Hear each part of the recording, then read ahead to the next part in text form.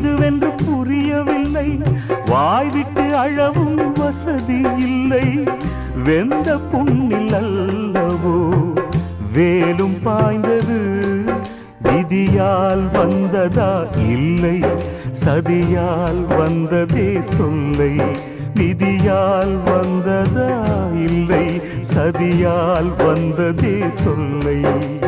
வானத்தை பார்த்தேன், பூமியை பார்த்தேன், மனுஷனை இன்னும் பார்க்கலையே.